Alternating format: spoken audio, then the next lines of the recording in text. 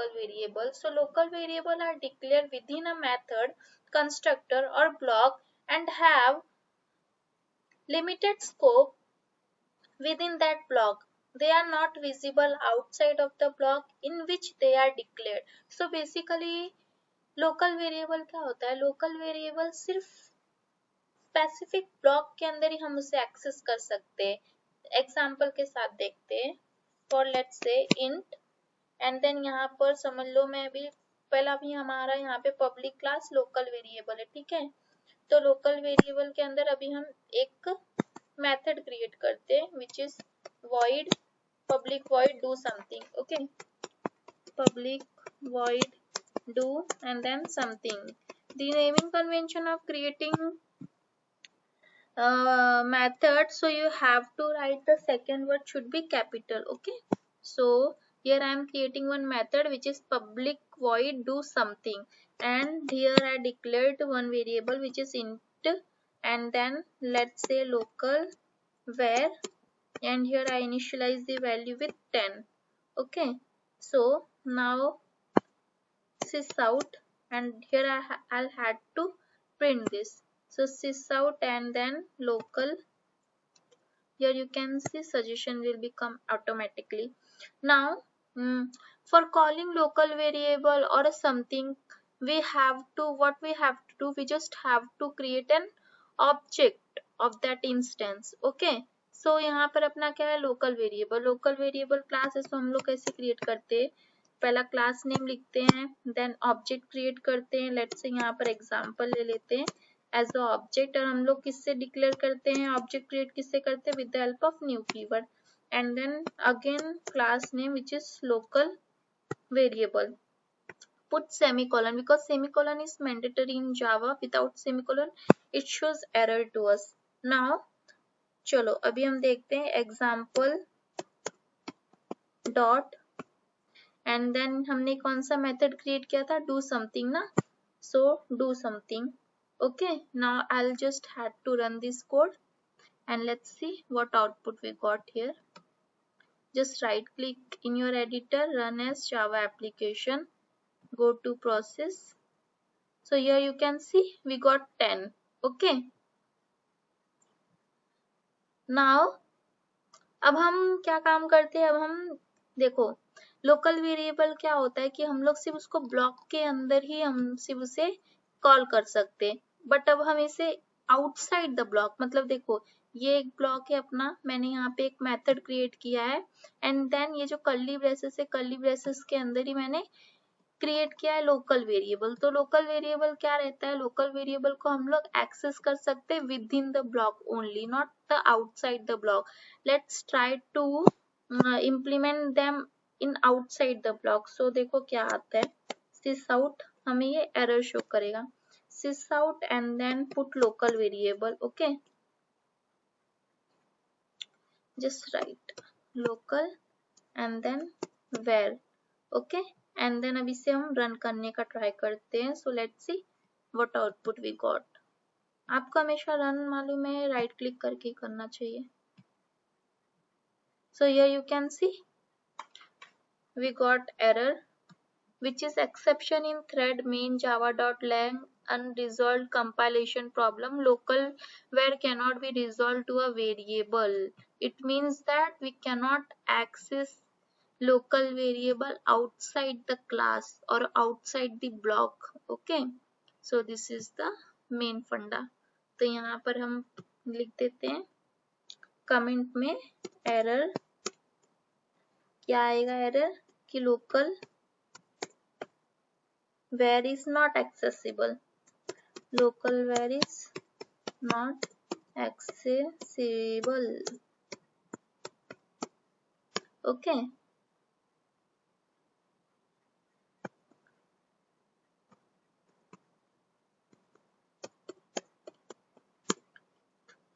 And then यहाँ पर हम क्या कर रहे हैं, हम लोग एक्सेस करने का ट्राई कर रहे हैं लोकल वेरिएबल को. So access the local variable.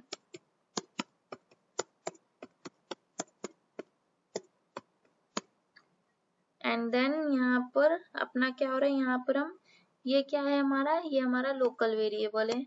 So this is the local variable. Okay, so I hope you understand about the local variable in types of variable part.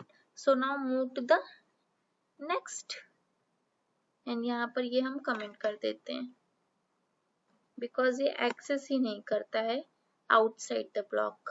ठीक है, अभी हम मूव करते हैं इंस्टेंस वेरिएबल की तरफ. ठीक है, सो इंस्टेंस वेरिएबल बेसिकली क्या होता है, instance variable are declared within a class but outside of any method, constructor और block, but they are associated with instance of the class and have separate object for each instance. So अब इसे हम समझते हैं. तो instance variable को हम लोग डिक्लेयर कर सकते हैं क्लास के अंदर, but outside of any method, constructor और ब्लॉक हम उसे यूज कर सकते हैं. ओके, तो let's take an example.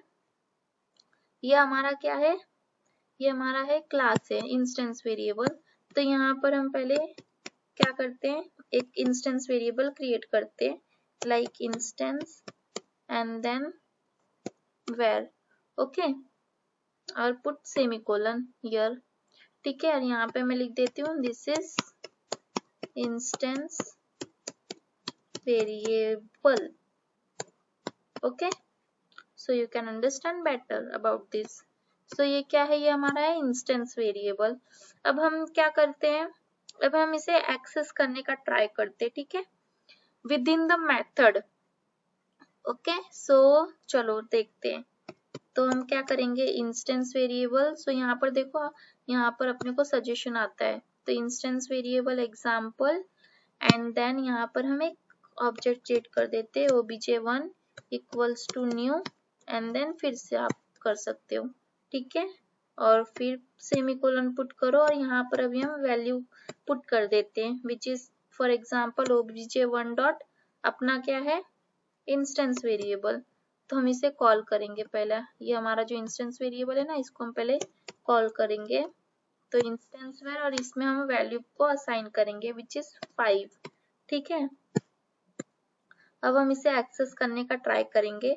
Likewise हम यहाँ पर और एक इंस्टेंस वेरिएबल का ऑब्जेक्ट क्रिएट करते हैं with the name of obj2 and then यहाँ पर न्यू कीवर्ड, क्योंकि आप लोग को हमेशा याद रखना है कि इसे न्यू कीवर्ड से ही हम लोग कॉल करते हैं. ठीक है, अगर ऑब्जेक्ट हमें क्रिएट करना रहता है तो with the help of new keyword we can create our object. तो ये याद रखना, ये इंटरव्यू में भी पूछते हैं how to create object.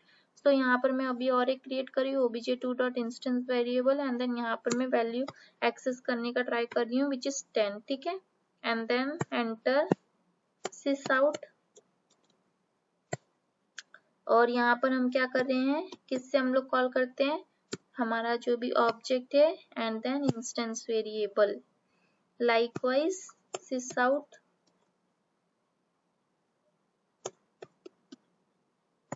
And then यहाँ पर हम क्या एक्सेस करेंगे obj2 dot instance variable. Now I'll just need to run this code. So let's see what output we got here. So here we got 5 and 10 according to our coding part.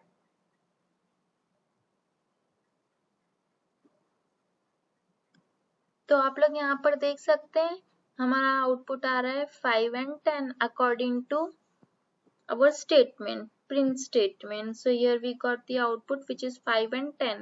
So this is a local variable. Now coming to the static variable. So static variable is far differ from instance and local variable. ऐसा क्यों? क्योंकि हमने यहाँ पर एक चीज notice किया है, लोकल वेरिएबल को भी कॉल करने के लिए हमें क्या करना पड़ता है, ऑब्जेक्ट क्रिएट करना पड़ता है एंड देन इंस्टेंस वेरिएबल को क्रिएट करने के लिए भी ऑब्जेक्ट क्रिएट करना पड़ता है. ठीक है, बट इन स्टैटिक वेरिएबल हमें ऑब्जेक्ट क्रिएट करने की नीड नहीं रहती है, हम उसे डायरेक्टली एक्सेस कर सकते हैं क्लास नेम से. सो अभी ये देखते हैं वो कैसे होगा. सो स्टैटिक वेरिएबल क्या होता है, static variable are also known as class variable, क्योंकि हम इसे क्लास से कॉल करते हैं. Are declared with the static keyword, और हम स्टैटिक कीवर्ड से हम इसे डिक्लेयर करते हैं. Okay, They are associated with the class itself rather than with instance of the class. They are only one copy of static variable for the entire class. So let's understand with an example. So static variable को हम लोग basically पहला हम यहाँ पर लिख देते हैं. स्टैटिक वेरिएबल को हम बेसिकली किससे कॉल करते हैं? स्टैटिक कीवर्ड से. सो स्टैटिक इंट और यहाँ पर मैं एक स्टैटिक वेर नाम का एक स्टैटिक वेरिएबल क्रिएट कर रही हूँ, ठीक है. एंड देन यहाँ पे जाना अपने को मेथड के अंदर, एंड मेथड के अंदर हमें क्या करना है? ऑब्जेक्ट क्रिएट करने की नीड नहीं है, हम लोग डायरेक्टली कॉल कर सकते हैं क्लास नेम से, ठीक है. तो स्टैटिक हमारा क्लास नेम क्या है यहाँ पर? Static variable example dot. हम यहाँ पर स्टैटिक वेर डायरेक्टली कॉल कर सकते हैं. इसमें मैं वैल्यू असाइन कर रही हूँ 5 एक्सेस करने के लिए हमारे स्टैटिक वेरिएबल को. So access static variable and then यहाँ पे मैं स्टेटमेंट को प्रिंट करती हूँ विच इज सिस आउट. और यहाँ पे मुझे क्या करना है? यहाँ पर देखिए मैं यहाँ पे डायरेक्ट क्या कॉल कर रही हूँ? मैं डायरेक्ट क्लास नेम से ही मैं इसे कॉल कर रही हूँ अपने स्टैटिक वेर को. यहाँ पे मुझे ऑब्जेक्ट क्रिएट करने की नीड नहीं है. यहाँ पे हम कैसे ऑब्जेक्ट क्रिएट करते थे? तब जाके हमको आउटपुट मिलता था which is local variable. Then यहाँ पर हम लोग एग्जाम्पल नाम का है, यहाँ पर हम ऑब्जेक्ट क्रिएट करते थे. पर स्टैटिक वेरिएबल में ये सब क्रिएट करने की नीड नहीं है, हम लोग डायरेक्टली उसे क्लास से एक्सेस कर सकते हैं. तो यहाँ पर अपना स्टैटिक वेरिएबल एग्जाम्पल अपना क्लास है, एंड देन जो भी हमें वैल्यू एक्सेस करनी है डॉट लगा के हम उसे एक्सेस कर सकते हैं. तो यहाँ पे मुझे 5 को एक्सेस करना है, ठीक है. तो अभी ये सिंपली मैं इसको प्रिंट स्टेटमेंट में डाल देती हूँ which is static variable example dot static var. Okay, so ये मेरा हो गया. अभी मैं यहाँ पे आउटपुट हमारा यहाँ पर क्या आएगा? हमारा यहाँ पर आउटपुट आएगा, यहाँ पे हमारा 5 आउटपुट आएगा, ठीक है. अभी मैं यहाँ पर लेट्स टेक हम यहाँ पर ऑब्जेक्ट क्रिएट करके भी ट्राई करते हैं. Static var obj1 equals to new and then static var और यहाँ पे सेमीकोलन पुट करो और यहाँ पर हम एक्सेस करने का ट्राई करते हैं which is obj1 dot static var और यहाँ पर हम डाल देते हैं 10 वैल्यू पास करते हैं. फिर से अब हम इसे प्रिंट करते स्टेटमेंट को with the help of object. So obj1 dot static var and then यहाँ पर हम पुट करते हैं सेमीकोलन. ओके, अब यहाँ पे हम क्या करते हैं?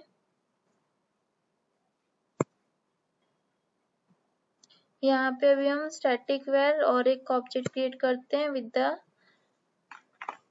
Object 2. Control C and then press control V.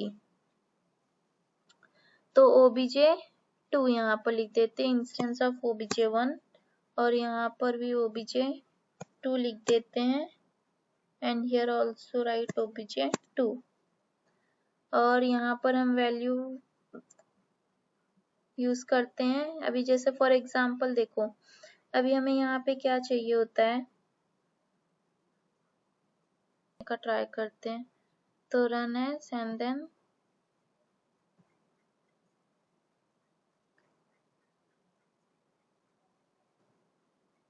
तो यहाँ पर आप लोग देख सकते हो यहाँ पे 5 मिल रहा है क्योंकि 5 हमें क्यों मिल रहा है? क्योंकि हम इसे क्लास से कॉल कर रहे हैं, ठीक है. तो यहाँ पर we got the output 5 year. अब मैं यहाँ पर obj1 नाम का एक स्टैटिक वेरिएबल क्रिएट कर रही हूँ जिसमें मैं वैल्यू पास कर रही हूँ 10.